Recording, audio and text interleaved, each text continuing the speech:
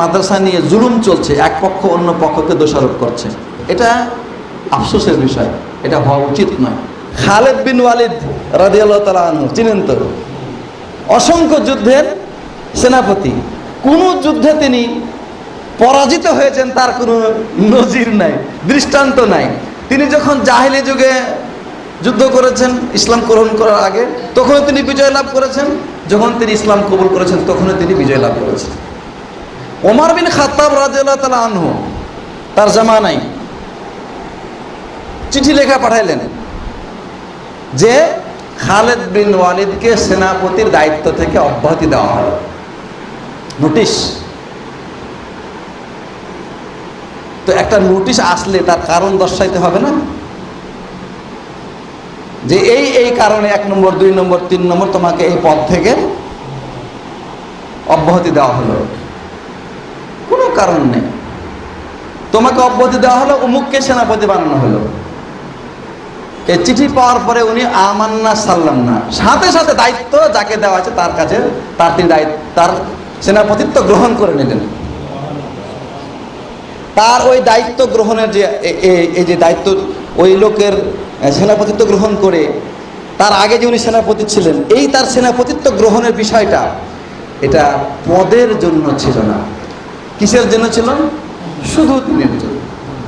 যার কারণে আগে আমি দায়িত্বশীল ছিলাম, দায়িত্ব পালন করেছি, এখন আমার দায়িত্ব নাই, আলহামদুলিল্লাহ আমি দায়িত্ব থেকে দূরে চলে যাব? হতে পারে না। একটিবারও বললেন না কি কারণ, কেন আমাকে দায়িত্ব থেকে সরিয়ে দেওয়া হলো? আমার কি দুর্বলতা আছে নাকি? আমি কি কোনো যুদ্ধে পরাজিত হয়েছি নাকি? আমার দ্বারা কোনো সেনাপতি কষ্ট পেয়েছে নাকি? দায়িত্ব নাই, কোনো কথা না। পারবেন? আমরা পারবো? এটার নাম হচ্ছে দৃঢ়তা। পদের লোভ নাই, পদের লোভ নাই। আল্লাহ নবী সাল্লাল্লাহু আলাইহি সাল্লাম বলছেন, এই হাদিসটি মুসনাদ আহমদ এবং তাবরানীতে আছে, মা যিবানি জাইআনি উরসিলা আলা গানামিন বিআফসাদা মিন হিরসিল মারই আলা আল মালি ওয়াল জাহ লিদীনিহি। দুইটা ক্ষুধার্ত নেকড়ে বাঘ যদি একটা ছাগলের পালে ছেড়ে দেওয়া হয়, কি করবে? একে তো বাঘ, একে তো সে বাঘ ছাগল পাইলে পেট ভরা থাকলো কামড় বসাবে, ঠিক না? আবার বলছে ও ক্ষুধার্ত। তো দুইটা ক্ষুধার্ত নেকড়েকে যদি ছাগলের পালে ছেড়ে দেওয়া হয়, ও যেমন ছাগলের পালকে ধ্বংস করবে, নষ্ট করবে, রাসূল সাল্লাল্লাহু আলাইহি সাল্লাম বলছেন যে মানুষের মধ্যে এরকম দুইটি ক্ষুধার্ত নেকড়ে আছে। একটা হচ্ছে সম্পদের লোভ, একটা হচ্ছে পদের লোভ। এই দুটো জিনিস, ওই দুই নেকড়ে যেমন ছাগলকে ধ্বংস করে, মানুষের ভিতরে এই দুটি লোভ মানুষের দিনকে ধ্বংস করে। মা যিবানি জাইআন, ক্ষুধার্ত, এই দুটো জিনিস, দুটো নেকড়ে মানুষের ভিতরে আছে। এই দুটোকে যদি আপনি দমন করতে না পারেন, সম্পদের লোভ এবং পদের লোভ, তাহলে সঠিক পথ থেকে বিচ্যুত হওয়াটা সময়ের ব্যাপার মাত্র। সম্পদ নাই, সব শেষ। অথবা সম্পদ আছে, যদিও করে, খরচ করে রিয়া লিন্নাস, মানুষকে দেখানোর জন্য, রিয়াকারিতার জন্য। আল্লাহ বলছেন, ইয়া আইয়ুহাল্লাযীনা আমানু লা তুবতিলু সাদাকাতিকুম বিল মান্নি ওয়াল আযা। দুটি কারণে মানুষের সাদাকার সওয়াব নষ্ট হয়ে যায়। একটা হচ্ছে দান করার পরে খোঁটা দেওয়া। এই সংগঠনটাকে গড়ে তোলার বিষয়ে আমার যে অবদান, আমি যদি এখানে এই খরচ না করতাম তাহলে কি আজকে এতদূর আসতো? আজকে আপনারা আমার বিরুদ্ধে এত বড় বড় কথা বলেন, আপনারা কে কি করেছেন? কথাগুলি এইভাবে না বললো, একটু ঘুরাইয়া পেঁচাও কিন্তু পড়ে।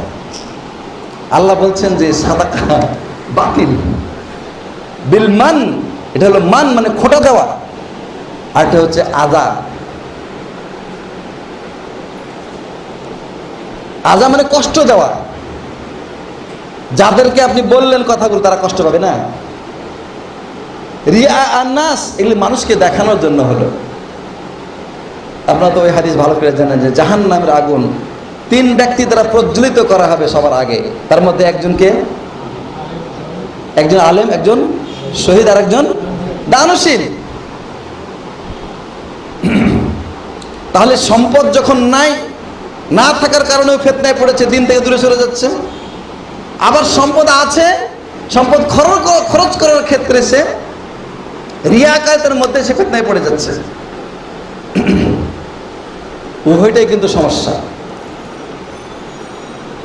আবু বকর সিদ্দিক, ওমর বিন খাত্তাব, ওসমান বিন আফফান, তাদের দানের বিষয়গুলো তো আপনারা জানেন যে তাবুকের যুদ্ধে ওসমান বিন আফফান 1000 সৈনিকের বাহন একাই তিনি তৈরি করে দিয়েছেন, 1000 স্বর্ণমুদ্রা দিয়েছেন। তাদের দান আল্লাহর সন্তুষ্টির জন্য ছিল। এই জন্য আল্লাহ নবী সাল্লাল্লাহু আলাইহি ওয়াসাল্লাম বলছেন যে আজকের পরে ওসমান যাই করুক না কেন, যে আমলই করুক না কেন, তার আমল নামে কোনো গুনাহ লেখা হবে না। রাসূল সাল্লাল্লাহু আলাইহি ওয়াসাল্লামকে আগ বাড়িয়ে কোনো কথা বলেছেন? বলেছেন ওমা ইয়ানতিকু আনিল হাওয়া ইন হুয়া ইল্লা ওয়াহয়ুন ইউহা। নিজের প্রবৃত্তি প্রসূত কথা তিনি কোনো কথা বলতেন না, যা বলতেন আল্লাহর পক্ষ থেকে ওহী হতো সেটাই তিনি বলতেন। আবু বকর সিদ্দিক রাদিয়াল্লাহু আনহু বাড়িতে যা ছিল সব জমা করে নিয়ে এসে হাজির। বাড়িতে কি রেখে আসছো? আল্লাহ তার রাসূল। রাসূল সাল্লাল্লাহু আলাইহি ওয়াসাল্লাম মানে সম্পদের পরিমাণ কি এটার দিকে তাকালেন না, অন্তরটার দিকে তাকালেন। অন্তর দিতে। আর ওমর বাড়িতে যা ছিল অর্ধেক রেখে আসছে, অর্ধেক নিয়ে আসছে। ওমর বলছেন যে আজকের পর থেকে আবু বকরের সাথে আর কোনো প্রতিযোগিতা করবো না। এই জন্য তো আবু বকর সিদ্দিক সবার আগে কতবার কত ক্ষেত্রে যে আল্লাহ নবী সাল্লাল্লাহু আলাইহি ওয়াসাল্লাম তাকে জান্নাতে সুসংবাদ দিয়েছেন তার হিসাব নেই। খালিদ বিন ওয়ালিদের উদাহরণটা কেন দিলাম? খালিদ বিন ওয়ালিদ ইসলামের বিজয়ের জন্য কি না করেছেন উনি, কিন্তু তাকে যখন নেতৃত্ব থেকে অব্যাহতি দেওয়া হলো তিনি মেনে নিলেন। এই মানসিকতা আমরা কবে তৈরি করতে পারবো?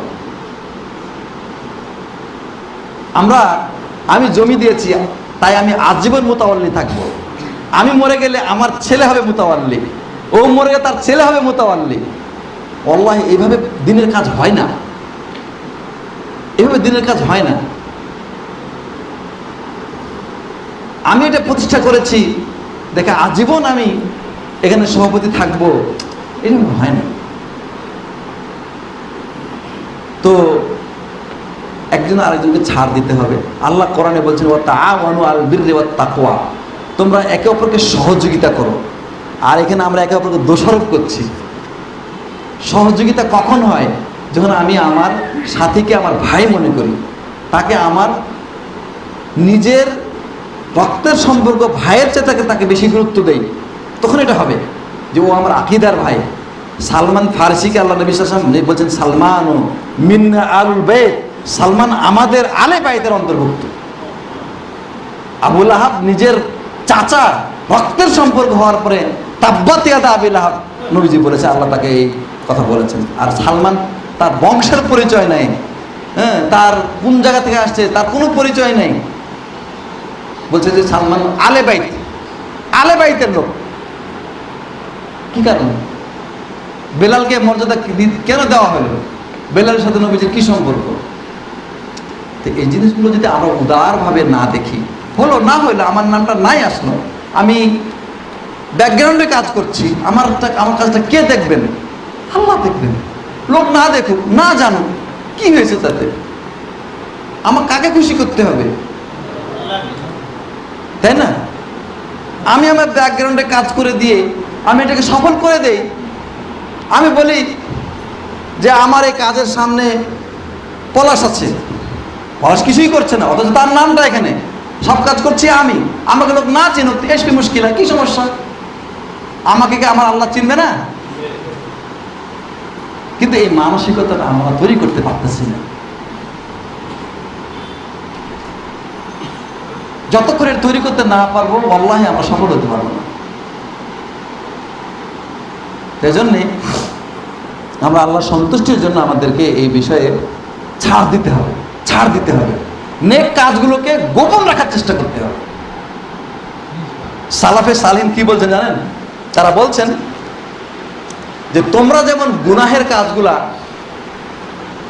কাজকে গোপন রাখার চেষ্টা করো, যে মানুষ না জানুক না দেখুক, আমাদের যুগে বা সালাফেরা তারা নেকির কাজগুলো ওরকম গোপন রাখার চেষ্টা করতেন, যাতে করে তাদেরকে কেউ না দেখে যে উনি নেক কাজ করছেন। আমরা দেখাইতে পছন্দ করি, ওনারা না দেখাইতে পছন্দ করতেন।